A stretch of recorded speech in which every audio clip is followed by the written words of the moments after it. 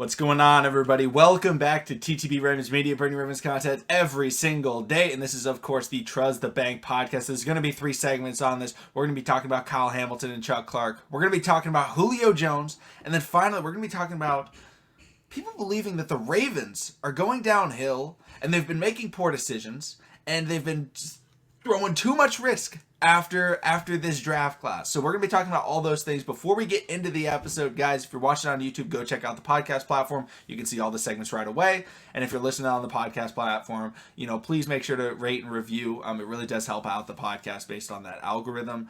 But another thing is, guys, we set up something called an airtime, which is basically a messaging / talking app. So you can compare it to Discord. However, it's more based on the talking side of things. So what we can do is we can actually go live and talk with you guys. You can turn on cameras, you don't have to. And then we also message in there talking about different things whenever Ravens news comes out. So it's like a group chat. And it's a lot of fun. So guys, I'll put it in the description down below. I strongly recommend joining. It's just a fun way to talk some Ravens football, because I think it was actually Jalen that sent the video talking about what we're going to talk about in today's video. Shout out to Jalen, because Jalen brings up that, hey, look at this, Kyle Hamilton, back of his helmet, we see a little green dot on there. And if you guys don't know, that green dot signifies the player that is receiving the communications from the sideline to call the play. The guy normally calling those is Chuck Clark. Now, if Kyle Hamilton does in fact become the player this year, like I predicted in our live stream, randomly, I've been killing it with the predictions, I don't know, but if he does become the guy with the green dot, what does that mean for Chuck Clark? But Josh, we're starting off, Kyle Hamilton, green dot. What do you think about the potential? This could be something where it's like, oh, it's just rookie, mini camp. So we don't know if it's exactly, he's going to have it for the regular season, but he has it right now. What do you think about, what was your instant reaction, initial thoughts on that? Well, even though it's just rookie mini camp, just for the simple fact that you can spot out that guy, you can spot out that guy in any room, whether it's OTAs, whether it's mandatory training camp, whether it's rookie mini camp. Some guys just have that, that it factor. I think Mr. Fred Warner had that same it factor over in San Fran as well. So, Mike, if you're watching, I know you would like to shout out to your team. But no, seriously though, I do feel like this could be a potential game changer for the Ravens offense. Defense. Well, the way they're going to be changing the game and making plays that will be of a set of offense. But no, I do with Kyle Hamilton having the green dot. That's an upgrade. That's a huge statement because you never really had heard that happening. No, you haven't heard that happening with any rookie in the Ravens organization, even with Ray Lewis or Ed Reed. I don't believe. I don't think they had the green dot back then, but I don't think they was immediate captains off the rip. Even though Ray Lewis was one of the first players drafted in the organization. Then 6 years later, and Reed was another big name drafted from the U and things of that nature. So with Kyle Hamilton getting the green dot is a big statement. I do feel like they feel like this young man can come in guns blazing and make a statement. The only thing is, will Chuck Clark be the odd man out? That's the $1 million question at this point right now. Yeah, I think when I saw that Kyle Hamilton had the green dot, I was really excited because, one, I think it means that he's going to be out there like all the time, which I think is great. And he's more versatile than Chuck Clark. Chuck Clark you don't want as an over-the-top safety. He's much better close to the line of scrimmage, much better next to the box. So when he has to be out there every single play, there are times when all of a sudden you're forcing him to play over top as single high when you're like, oh man, we don't want that, right? Whereas Kyle Hamilton, if he has to be out there every play and certain packages say, hey, we're bringing in an extra linebacker to be able to play in the middle, we're going to play 2 guys over the top, it's going to be you and Marcus Williams. That's a lot better to me. Or if they say, hey, we want you to play in the slot and cover, a tight end because he's lined out in the slot, like Travis Kelce or something like that. Mm-hmm. Well, Now they're not forced to put Chuck Clark back there. They can say, hey, Geno Stone, we need you in a cover 2 deep safety look. Go get yourself an interception. Hey, Brandon Stevens, you want to go get the ball? That's what you're good at? Go play deep zone. Like, those are the types of things that it allows for. And I'm not saying Chuck Clark is bad. I'm just saying he isn't as versatile, and he fits into one specific role, which is that box safety traditional player where he's really solid in it. He's good at stopping the run. He can cover a tight end. However, over the top, in open space, he's not amazing. So when he's forced to be out there every play because of the green dot, it makes it more difficult for the Ravens to adjust and adapt. And we saw that a lot with Wink Martindale because he loves to move everybody around and put people in different positions. And it felt like half the time we're looking back there and they're like, there's another 50-yard touchdown because there was a complete miscommunication. Oh, we didn't know. Is it Chris Westry? Is it Marlon Humphrey? Who is supposed to be guarding that guy that, ran the wheel route? We don't know because the communication just isn't there. And I like Chuck Clark. However, he's not on the level that you would hope for a green dot player to have. You want your green dot player to be like maybe the best player on your defense. You want him to be the guy that dictates everything. They're making the adjustments. They're making the calls. They should be the best. Nothing against players that aren't the best, at their position that make the calls, but it's so much easier when a guy can recognize, if you're playing basketball, right, and you're the point guard and let's say you're LeBron James, you get that ball and you can say, clear out. I'm taking this guy one-on-one. It's a mismatch. If you're the best player on your defense, you can say, hey, we're in man-to-man.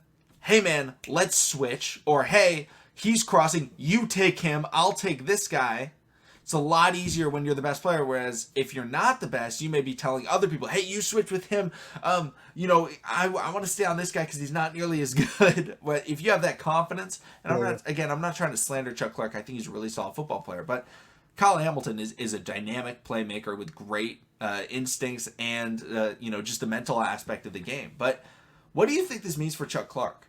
What are the possibilities he's there this season? I was about to say, for everybody that's watching, don't think we're slandering Chuck Clark. Chuck Clark, he earned that spot. He has high IQ. I'm not going to say he's a pro bowler, but he's a solid player, and he gave us solid. He plays solid. He's not a playmaker, but every now and then things he can make happen. But honestly, there were the conversations of trading Chuck Clark. I think it would be best for him to be traded for us to get some value from him. Maybe possibly from the Giants. I know the Giants are trying to let go. I can't remember his first name, but his last name is Bradbury. If they can't get a trade.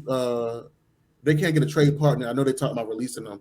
I would actually like bringing in Bradbury just for the strength of the corner depth that we can use. Like I keep on saying, Marcus Peters, he hasn't got an extension, so this might be his last year with us. I hope not. I definitely hope he comes back to Marcus Peters' game-changing form. But the thing is, I want to say this when it comes to Chuck Clark and Kyle Hamilton. Kyle Hamilton can make a mistake, and I know this. He's a rookie. I know you haven't seen him play a down-up professional football yet, but because he is a generational talent at safety, he can make a mistake at 100 miles an hour, and it won't be noticed. Chuck Clark, when he makes a mistake, it won't be at 100 miles per hour. It would be at 50, maybe 70, and it's noticeable. So honestly, if you all been screaming, upset about what we've been missing on the back end, we finally got it. That should bring some type of relief, especially with the type of offenses that we're going against. Nobody's really running the ball except Pittsburgh and maybe the Cleveland Browns, the Colts. You can say the Colts as well. Yeah. Outside of that, every other team is not really even running the ball. Hell, the Bucs had one of the best running backs in the league, and he doesn't touch the ball that much. Because he has Tom Brady, but still, it's becoming a pass-happy league. And right now, adding the Kyle Hamilton and the Marcus Williams, Eric DeCosta and the organization knew that they had to make an adjustment. So, Chuck Clark, I wouldn't mind for Mike McDonald finding a way to do the three-man safety on the field, or maybe moving him up to that middle linebacker position. I feel like he still has good enough speed. He is strong enough, and he does have the knowledge. I feel like him and PQ will be a nice combination, but I can see him being out if we can't implement him in this year's defense. Yeah, I think it was very clear that the Ravens were not happy with the play of their safeties last season. I think they were happy with the play of their corners because all their corners got hurt, so it's difficult to judge. But with the safeties, they had Deshaun Elliott and they had Chuck Clark. And they were there for basically the entire season. There were a lot of miscues between them. They didn't even, I don't even think they negotiated with Deshaun Elliott. I believe he was very frustrated with them because I don't think they ever offered him anything. Ended up going, I believe, to the Detroit Lions, wishing him the best over there. But Absolutely. then we see Chuck, and then they bring in Marcus Williams, and they're like, oh, okay, they wanted to upgrade there. Well, then they go out and draft Kyle Hamilton, where it's like, oh, well, he's a strong safety. That's what Chuck Clark plays.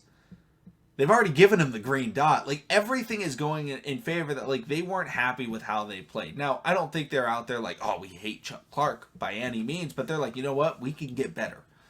For the last 3 seasons, it seems like there have been significant communication issues with Chuck Clark in the midst of it. We still don't know who's at fault. Sometimes it would be Marcus Peters and Chuck Clark. Sometimes it would be Anthony Averett and Chuck Clark. But a lot of times there would be wide open players and everyone is looking who's supposed to be there. And it seemed like Chuck Clark was always in that mix. And maybe he's giving the communication signals. Maybe they're not recognizing them and they're not following through on his action.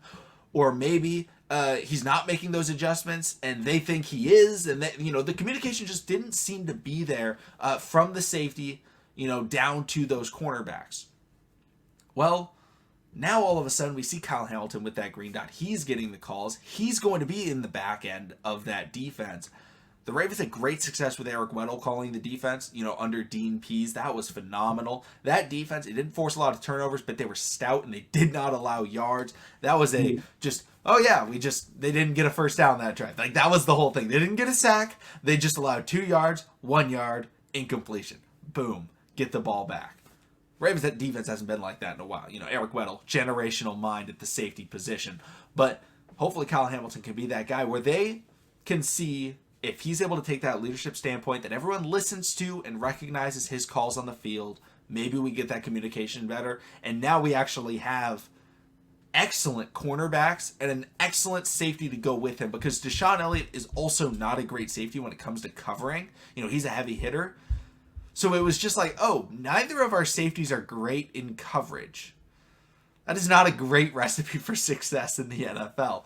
Especially when you're trying to run a lot of man-to-man coverage. It just didn't make a lot of sense. Now they have 2 players that can play man-to-man coverage very well, make tackles, get interceptions. So, I think it's showing that, like, they want to move on from Chuck Clark, and I feel like trading him is the best route. And I like that Bradbury trade. I think would be really good for the Ravens to do, because corner depth is more important than safety depth, because the Ravens do have safety depth. They have Brandon Stevens, they have Geno Stone, they have Ardarius Washington.